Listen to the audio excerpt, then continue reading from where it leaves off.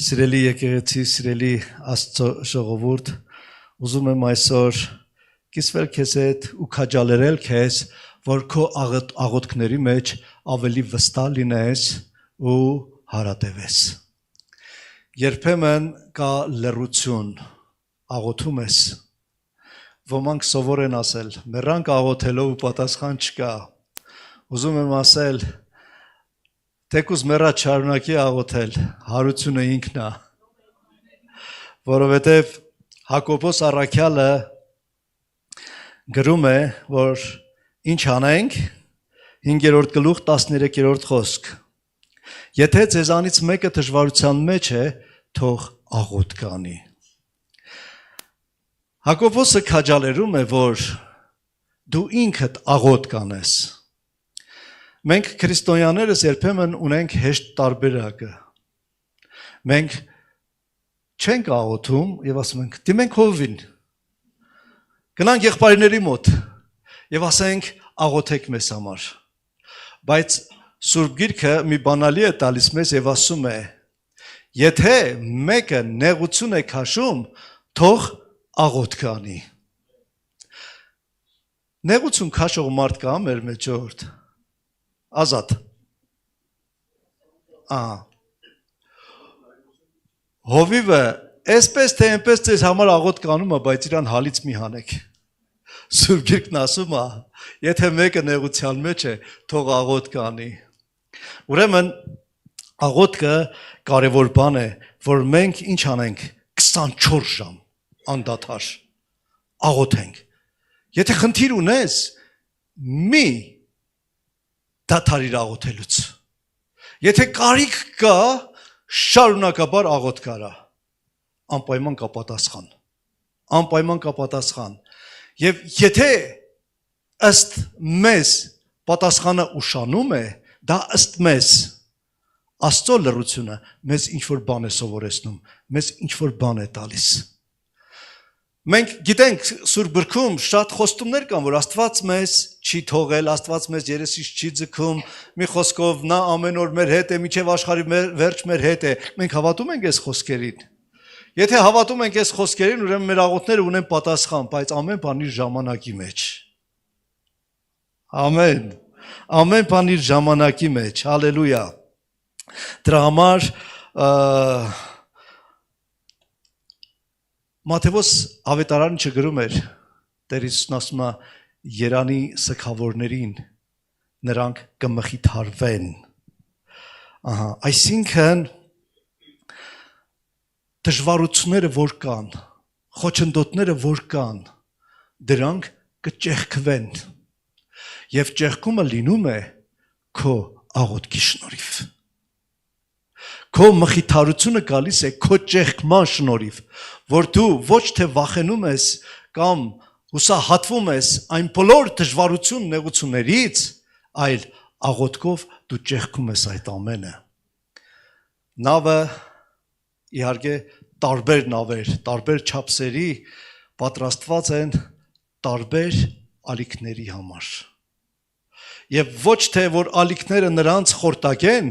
այլ նախատեսված է, ինչ աստիճանի ալիք կարող է այս նավը ճեղքել։ Եվ Սուրբ Գիրքն ասում է, քո կարողությունից ավելին քեզ չի լինի։ Ինչ էլ որ լինի, դու ունես կարողություն ինչ անելու, ճեղքելու, Փառք Հիսուսին։ Դրա համար ես ուզում եմ մի քանի տեղեր ընթերցել, որ չհոգնենք, չձանձրանանք, չդադարեցնենք Տիրոջ կանչելը, այլ շարունակենք աղոթել։ Մեզանից առաջ եղող սուրբերը, սուրբ գրային հերոսները, որ մենք ընթերցում ենք, բոլորն էլ անցնում էին այն խնդիրների միջով, ինչով մենք ենք անցնում։ Բոլոր ժամանակները ունեցել են իրանց մարտահրավերները, բոլոր ժամանակներում Աստծո մարդիկ ունեցել են իրենց դժվարությունները, բայց դժվարությունների առաջ չեն կանգնել։ Սուրբ Գիրքն ասում է, որ այն ամենը գրվեց մեզ օրինակի ու խրատի համար, որ մենք նայենք, չար բաները չցանկանանք, այլ բարին վերցնելով, ճեղքելով առաջ գնանք։ Սաղմոս 40-ի առաջի 3 համարներում Դավիթը ասում է սպասելով սպասեցի Տիրոջը։ Սպասելով սպասեցի Տիրոջը